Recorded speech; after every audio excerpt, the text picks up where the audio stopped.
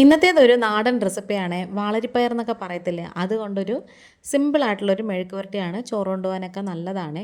Video skip ചെയ്യാതെ full കാണണം. ഇഷ്ടപ്പെട്ട ചാനലൊന്ന് സബ്സ്ക്രൈബ് ചെയ്ത് സപ്പോർട്ട് ചെയ്യണേ. താമസിക്കുന്നില്ല, നമുക്ക് നേരെ വീഡിയോയിലേക്ക് തന്നെ പോവാം.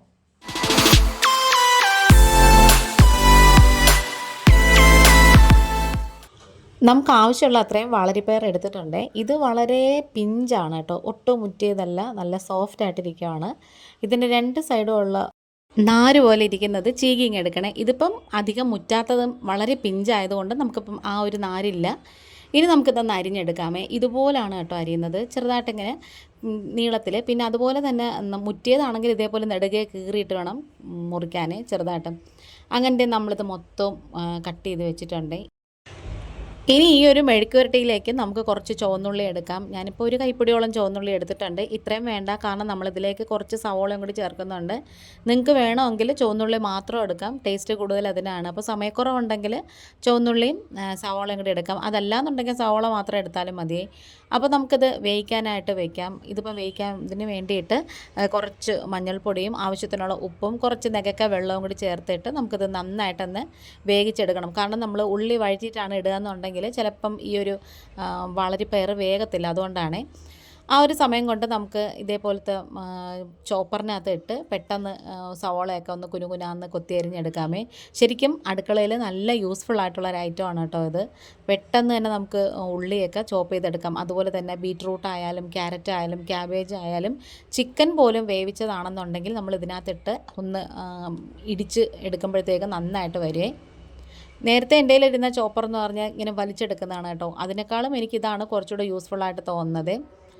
ഇനി നമുക്ക് ഇതിലേക്ക് നമ്മൾ എടുത്തു വെച്ചിട്ടുള്ള ചുവന്നുള്ളി ഉണ്ടല്ലോ, അതും കൂടി ചേർത്ത് കൊടുക്കാം. അപ്പം നമ്മൾ ചുവന്നുള്ളിയും സവാളയും നന്നായിട്ട് ഈ ചോപ്പറിലിട്ട് ഒന്ന് കൊത്തി നുറുക്കി വെച്ചിട്ടുണ്ട്. ഇതുപോലെ നല്ല പൊടിയായിട്ട് കിട്ടും. അപ്പം നമ്മൾ കൈകൊണ്ട് എത്ര ഇരുന്നാലും സമയവും ലാഭിക്കാം, പെട്ടെന്ന് ആ ഒരു പെർഫെക്ഷനും കിട്ടത്തില്ല. അങ്ങനത്തെ നമുക്കിനി ഇരുമ്പ് കട്ടി വെച്ച് കൊടുക്കാം. അതിലേക്ക് 1 ടേബിൾ സ്പൂൺ വെളിച്ചെണ്ണ ഒഴിച്ചു കൊടുത്തിട്ട് ഒരു 1/4 ടീസ്പൂൺ കടുക് ഇട്ട് കൊടുക്കാമേ. കടുക് നന്നായിട്ട് പൊട്ടി വരുമ്പോഴത്തേക്ക് നമുക്ക് കുറച്ച് കറിവേപ്പില ഇട്ട് കൊടുത്തിട്ട് നമ്മൾ നേരത്തെ കൊത്തിയരിഞ്ഞ് വെച്ചിട്ടുള്ള ആ ഒരു സവോള ചേർത്ത് കൊടുക്കാം. ഇനി നമുക്കിത് നന്നായിട്ടൊന്ന് വഴറ്റി കൊടുക്കണം. അപ്പോൾ സവോള വഴറ്റുമ്പോഴത്തേക്ക് ഞാൻ എപ്പോഴും പറയുന്ന പോലെ തന്നെ ഉപ്പും കൂടി ചേർക്കുകയാണെന്നുണ്ടെങ്കിൽ പെട്ടെന്ന് തന്നെ ഇങ്ങനെ വഴണ്ട് കിട്ടും, നല്ല ഒരു സോഫ്റ്റായിട്ട് വഴണ്ട് കിട്ടും. അപ്പോഴത്തേക്ക് നമുക്കിതിലേക്ക് കുറച്ച് തേങ്ങാക്കൊത്തും കൂടി ചേർത്ത് കൊടുക്കാം. ഈ ഒരു മെഴുക്ക് പുരട്ടിയൊക്കെ ഉണ്ടാക്കുമ്പോൾ നമ്മളൊരു ഇച്ചിരി തേങ്ങാക്കൊത്ത് ചേർത്താൽ ഒരു നല്ല ടേസ്റ്റാണ്. അപ്പോഴത്തേക്കും നമ്മുടെ അമര പയറൊക്കെ നന്നായിട്ട് വെന്തിട്ടുണ്ട്, വാളരിപ്പയറൊക്കെ നന്നായിട്ട് വെന്തിട്ടുണ്ട്. ഞാനത് അപ്പുറത്തെ ഗ്യാസിലെടുത്ത് വെച്ചിട്ടുണ്ടായിരുന്നു.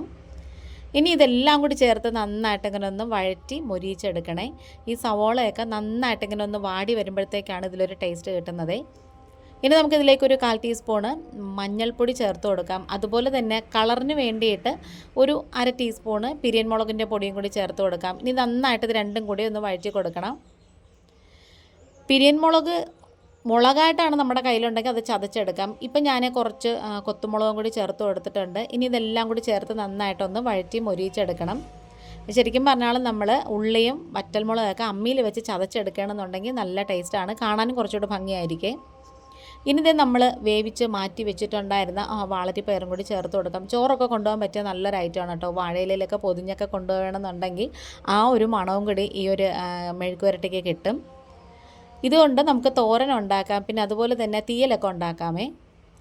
അങ്ങനത്തെ നമ്മുടെ മെഴുക്ക് പുരട്ടി ഇവിടെ റെഡി ആയിട്ടുണ്ട്. ലാസ്റ്റ് കുറച്ച് നല്ല ഫ്രഷ് ആയിട്ടുള്ള കറിവേപ്പിലയും കൂടി ഇട്ട് കൊടുക്കണം. നമ്മുടെ ഈ ചാനലിൽ കുറേ നല്ല റെസിപ്പീസും വ്ളോഗ്സും ഒക്കെ അപ്ലോഡ് ചെയ്തിട്ടുണ്ട്. വീഡിയോ ഇഷ്ടപ്പെട്ടാൽ ഒന്ന് ഷെയർ ചെയ്ത് സപ്പോർട്ട് ചെയ്യണേ. ഇന്നിപ്പോൾ ഇത്രയേ ഉള്ളൂ. വീണ്ടും വരാം. Thanks for watching.